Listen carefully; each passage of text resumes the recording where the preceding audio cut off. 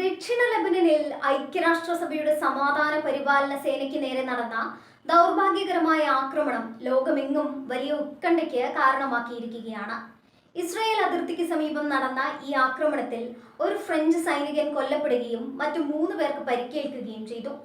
ഇസ്രായേലും ഹിസ്ബുള്ളയും തമ്മിൽ മാസങ്ങൾ നീണ്ട സംഘർഷത്തിനു ശേഷം ഒരു വെടിനിർത്തൽ കരാറിലെത്തി ദിവസങ്ങൾ മാത്രം പിന്നിടുമ്പോഴാണ് സമാധാന അന്തരീക്ഷത്തെ തകർക്കുന്ന തരത്തിലുള്ള ഈ നീക്കം ഉണ്ടായിരിക്കുന്നത്. അന്താരാഷ്ട്ര നിയമങ്ങളെ വെല്ലുവിളിച്ചുകൊണ്ട് നടന്ന ഈ ആക്രമണത്തെ ഫ്രഞ്ച് പ്രസിഡന്റ് ഇമാനുവൽ മാക്രോൺ അതിശക്തമായ ഭാഷയിലാണ് അപലപിച്ചത്. ഹിസ്ബുള്ളയുടെ ശക്തമായ സാന്നിധ്യമുള്ള മേഖലയിലാണ് ആക്രമണം നടന്നതെന്നതിനാൽ ഈ സംഭവത്തിനു പിന്നിൽ അവരാണെന്ന് ഫ്രഞ്ച് പ്രസിഡന്റ് മാക്രോൺ ആരോപിച്ചു. എന്നാൽ ആക്രമണത്തിൽ തങ്ങൾക്ക് യാതൊരു പങ്കുമില്ലെന്ന് ഹിസ്ബുള്ള നേതൃത്വം ഔദ്യോഗികമായി വ്യക്തമാക്കിയിട്ടുണ്ട്. മേഖലയിൽ സമാധാനം പുനഃസ്ഥാപിക്കാൻ ശ്രമിക്കുന്ന ഐക്യരാഷ്ട്രസഭയുടെ നീക്കങ്ങൾക്ക് ഇത്തരം അപ്രതീക്ഷിത ആക്രമണങ്ങൾ വലിയ തിരിച്ചടിയാണ് നൽകുന്നത്. സമാധാന സേനാംഗങ്ങൾ ലക്ഷ്യം വയ്ക്കപ്പെടുന്നത് അന്താരാഷ്ട്ര തലത്തിൽ ഗുരുതരമായ കുറ്റകൃത്യമായാണ് കണക്കാക്കപ്പെടുന്നത്.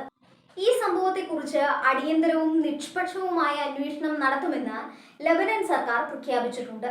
പ്രദേശത്തെ സംഘർഷാവസ്ഥ ലഘൂകരിക്കാൻ ശ്രമിക്കുന്നതിനിടെയുണ്ടായ ഈ വെടിവെപ്പ് ലെബനന്റെ ആഭ്യന്തര സുരക്ഷയെയും പ്രതിസന്ധിയിലാക്കുന്നു. ഇസ്രയേലുമായുള്ള യുദ്ധത്തിൽ 1 ദശലക്ഷത്തിലധികം ആളുകൾ പലായനം ചെയ്യേണ്ടി വന്ന ഒരു രാജ്യത്തെ സംബന്ധിച്ചിടത്തോളം വീണ്ടും ഒരു സംഘർഷത്തിലേക്ക് നീങ്ങുന്നത് താങ്ങാനാവില്ല. വെടിനിർത്തൽ വ്യവസ്ഥകൾ ലംഘിക്കപ്പെടുന്നത് തടയാൻ അന്താരാഷ്ട്ര സമൂഹം ഇടപെടണമെന്ന ആവശ്യവും ശക്തമാകുന്നുണ്ട്. ഫ്രഞ്ച് സൈനികന്റെ വിയോഗം ഫ്രാൻസിൽ വലിയ പ്രതിഷേധത്തിനാണ് തിരികൊളുത്തിയിരിക്കുന്നത്. ലെബനന്റെ സുരക്ഷയ്ക്കും സമാധാനത്തിനുമായി നിലകൊള്ളുന്ന തങ്ങളുടെ സൈനികർക്ക് നേരെയുള്ള ആക്രമണം സഹിക്കാനാവില്ലെന്ന് മാക്രോൺ വ്യക്തമാക്കി. കൊല്ലപ്പെട്ട സൈനികന്റെ കുടുംബത്തിന്റെ ദുഃഖത്തിൽ രാജ്യം പങ്കുചേരുന്നതായും പരിക്കേറ്റവർക്ക് മികച്ച ചികിത്സ ഉറപ്പാക്കുമെന്നും അദ്ദേഹം പറഞ്ഞു. ഹിസ്ബുള്ളയ്ക്ക് മേൽ സ്വാധീനമുള്ള പ്രാദേശിക ശക്തികൾ ഈ വിഷയത്തിൽ മറുപടി പറയണമെന്നും ഫ്രാൻസ് ആവശ്യപ്പെടുന്നു.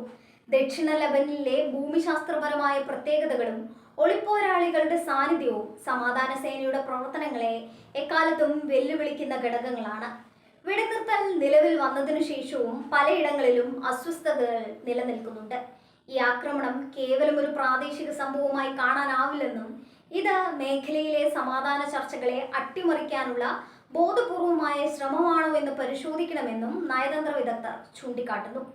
ഐക്യരാഷ്ട്രസഭയുടെ സുരക്ഷാ കൗൺസിൽ ഈ വിഷയം ഗൗരവമായി ചർച്ച ചെയ്യുമെന്നാണ് പ്രതീക്ഷിക്കുന്നത്.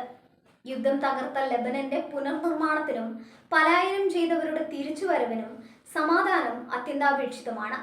എന്നാൽ സമാധാന സേനാംഗങ്ങൾ പോലും സുരക്ഷിതരല്ലെന്ന സാഹചര്യം സാധാരണക്കാരുടെ ആത്മവിശ്വാസം തകർക്കുന്നുണ്ട്. അന്താരാഷ്ട്ര സമൂഹത്തിന്റെ പിന്തുണയോടെ മാത്രമേ ലെബനന് ഈ പ്രതിസന്ധിയിൽ നിന്ന് കരകയറാൻ സാധിക്കൂ. വരും ദിവസങ്ങളിൽ അന്വേഷണ റിപ്പോർട്ട് പുറത്തു വരുന്നതോടെ ആക്രമണത്തിന് പിന്നിലെ യഥാർത്ഥ ശക്തികളെക്കുറിച്ച് കൂടുതൽ വ്യക്തത ലഭിക്കും. ലോകരാഷ്ട്രങ്ങൾ അതീവ ജാഗ്രതയോടെയാണ് ലെബനനിലെ ഓരോ നീക്കങ്ങളെയും ഇപ്പോൾ വീക്ഷിക്കുന്നത്.